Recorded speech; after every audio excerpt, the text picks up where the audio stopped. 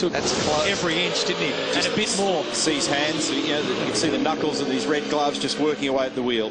Now, one of the strategies a lot of these teams have employed, boys, for the top 10 shootout between the qualifying and now, they've actually set the cars in the garages with their tyres on. The consequence of that is the rear tyres hasn't really impacted much, but the front tyres, the heat soak from the engine just sitting there, has stayed in the tyres. Now, I'm just up there in the pit lane. I'm going to have a look at the tyre temperatures as they leave, but typically so far I'm seeing about 5 or 7 degrees hotter in the front, and the rear tyres are almost back to ambient, which is about 20 degrees centigrade. So this is Triple F Racing's Dean Fiore, 27 years of age.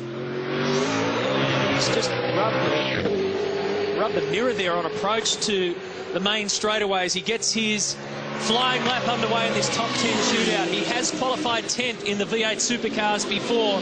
That's his best qualifier career-wise, but this is a big turnaround for the start of this season. Before this, his best qualifier was 23rd in Abu Dhabi. And a great job for Dean to be in the top 10 in the rain around the streets of Hamilton.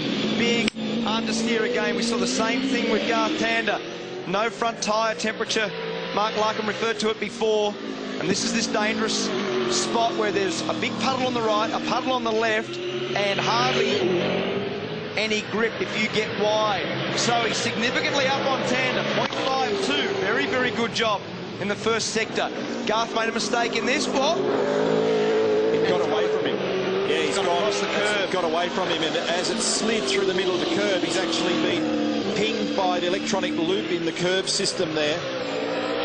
And that's a great shame, because really that wasn't, I don't think, because he was necessarily trying to sneak a metre out of the racetrack. It just, the rear of the car broke away at the critical moment and flicked him up over the curb.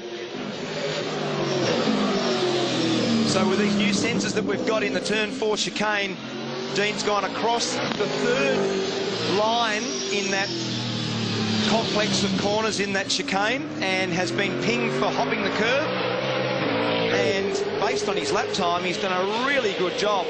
That's a real pity, because this will more than likely be a faster time than Garth Tander.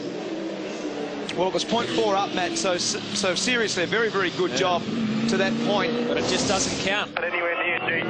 So this is on approach to start his lap. He just touches the side mirror on the driver's side, and then this is the one that cost him the overall time.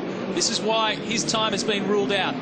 It's a bit sideways, and as Neil said, he didn't mean to jump the curb. He was sideways from the turn 2 bit, from those tyres, then across what is the curb at the turn 3 section of the complex, and has been deemed to be across the curb too far.